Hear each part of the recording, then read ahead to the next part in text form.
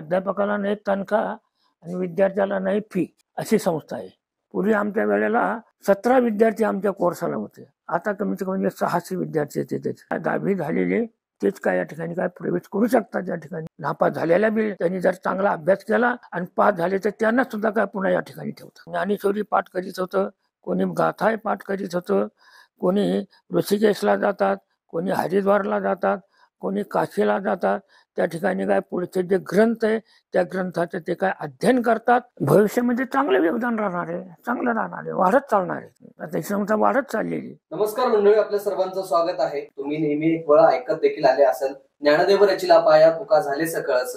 ज्ञानदेवांनी ज्या भूमीमध्ये पाया रचला त्याच भूमीमध्ये आज आपण उभे आहोत. या ठिकाणी जोग महाराज संस्थान आहे, जे अनेक वर्षांपासून जवळपास 105 वर्षांपासून गोरगरिबाच्या आणि सर्व जाती धर्मातील मुलांना या ठिकाणी वारकरी संप्रदायातील शिक्षण देत आहे, तेही अगदी मोफत. या ठिकाणी शिकवणारे शिक्षक ही फ्री मध्ये शिक्षण देतात आणि विद्यार्थ्यांना देखील ते फ्री मध्ये दिलं जातं. चला तर या संस्थानाविषयी अधिक माहिती जाणून घेऊ. आपल्यासोबत या ठिकाणचे महाराज आहेत, त्यांच्याकडनं माहिती घेऊयात.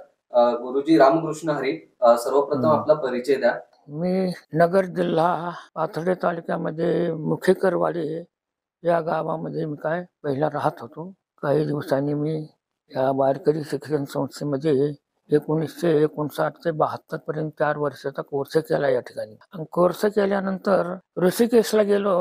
ऋषिकेशला त्या ठिकाणी 6 वर्ष 66 ते 72 पर्यंत त्या ठिकाणी अध्ययन केलं आणि 72ला काशीला आलो. काशीला त्या ठिकाणी 8 वर्षे अध्ययन केलं.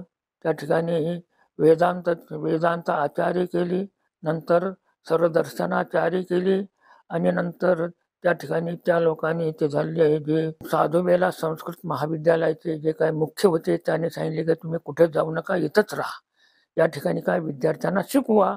त्या ठिकाणी 35 वर्ष त्या ठिकाणी मी काय विद्यार्थ्यांना शिकवलं आणि 35 वर्षानंतर काय मी रिटायर झालो.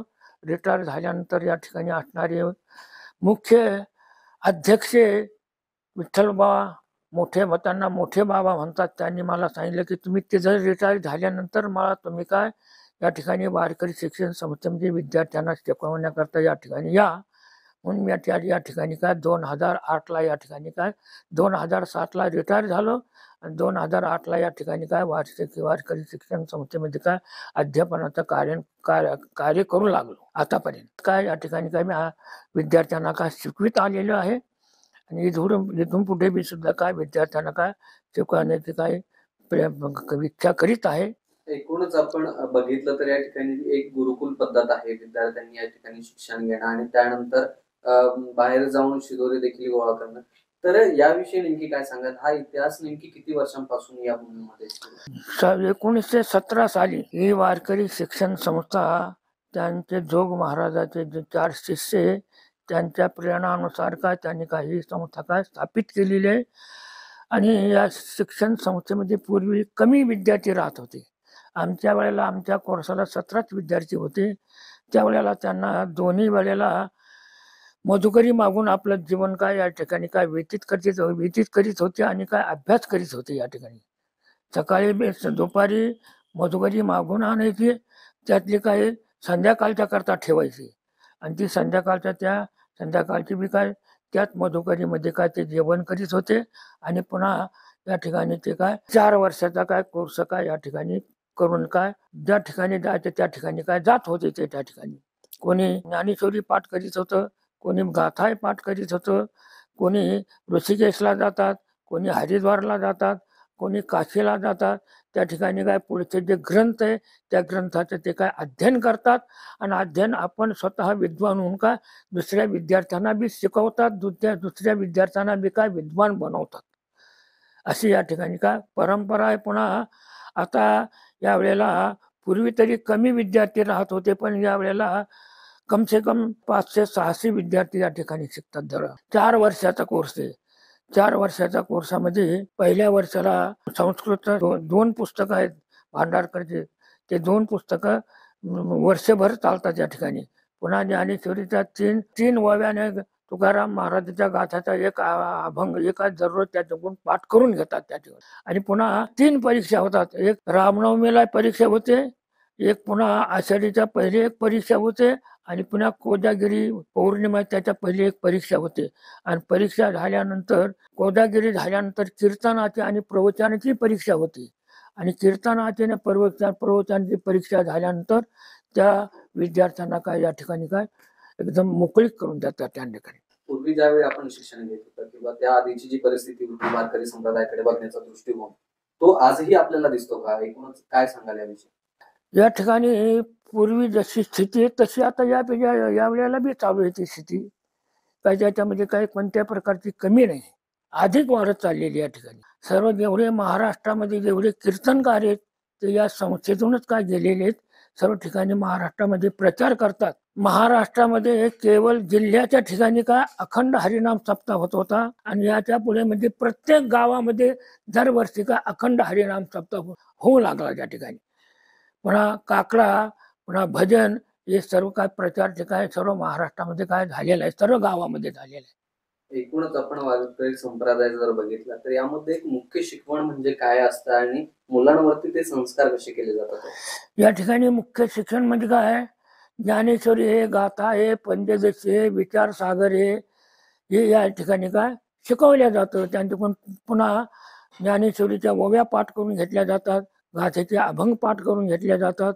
हे या ठिकाणी एवढं शिक्षण दिलं जातं आणि शेवट काय कीर्तना चौथ्या वर्षी काय कीर्तन आणि प्रवचनाची परीक्षा घेतली जाते आणि मग त्यांना काय मोकळी दिलेली आहे ते त्यांना. 4 वर्षाच्या काळामध्ये कोणत्याही विद्यार्थ्याकडून ₹1ही घेतला जात नाही. मग या शिक्षण संस्थेचे कशा प्रकारे नेमकी कामकाज सुरू असतं? या ठिकाणी विद्यार्थी या मध्यंतरी सुट्टी असतात, रामनवमी, गोकुळ अष्टमी, त्यावेळेला काय अनेक ठिकाणी काय अखंड हरिनाम सप्ताह असतात. त्या ठिकाणी ते विद्यार्थी जातात. त्यांना त्या ठिकाणी काय मानधन मिळतं त्यांना त्या ठिकाणी. त्यामुळे त्या मानधनावर ते काय आपलं काय जीवन काय व्यतीत करतात त्या ठिकाणी. आपण अनेक कीर्तनकार जाऊन बघितलेले असेल ज्यावेळी आपण देखील शिक्षण घेत होता. एकूणच त्या काळची काय परिस्थिती होती आणि कशा प्रकारे जे कीर्तनकार घडत होते पुढचा त्यांचा प्रवास कसा राहतो? त्यावेळेला परिस्थिती म्हणजे कमी कीर्तनकार होते त्यावेळेला. आता जास्त वाढले कीर्तनकार. आता कीर्तनकार कीर्तन बी करतात, प्रवचन बी करतात, पुन्हा रामायण कथा बी करतात, भागवत कथा बी करतात आणि रामायण आणि भागवत कथेच्या द्वारा काय लोकांमध्ये काय परमार्थाचा काय प्रचार करतात त्या ठिकाणी भक्तीचा. या संस्थेविषयी थोडक्यात सांगा की ही संस्थेमध्ये जर काही मुलांना ऍडमिशन घ्यायचं असेल खेड्यापाड्यातील असतील तर ते कशा प्रकारे संस्थेशी संपर्क साधू शकतात आणि कशा प्रकारे ते प्रवेश? त्यांना या ठिकाणी ज्यांचे 10वी झालेले तेच या ठिकाणी काय प्रवेश करू शकतात. ज्यांचे काय शाळा 10वी झालेले तेच काय या ठिकाणी काय प्रवेश करू शकतात. 10वीच्या पहिले या ठिकाणी काय प्रवेश करू शकत नाही. राहण्याकरता पुन्हा बाहेर राहायचं आणि पुन्हा ह्या 4-5 वर्षापासून या ठिकाणी सकाळी नाश्ता आणि संध्याकाळी या ठिकाणी काय संस्थेकडून भोजन मिळतं त्यांना आणि दुपारी त्यांना काय मधुकरी मागावं लागतं. महाराष्ट्राला वारकरी संप्रदायाची मोठी देण आहे, मोठा इतिहास आहे. महाराष्ट्राच्या जडणघडणीमध्ये वारकरी संप्रदायाचं भविष्यातही कसं योगदान राहणार आहे तुम्हाला काय वाटतं? भविष्यामध्ये चांगलं योगदान राहणार आहे, चांगलं राहणार आहे, वाढत चालणार आहे.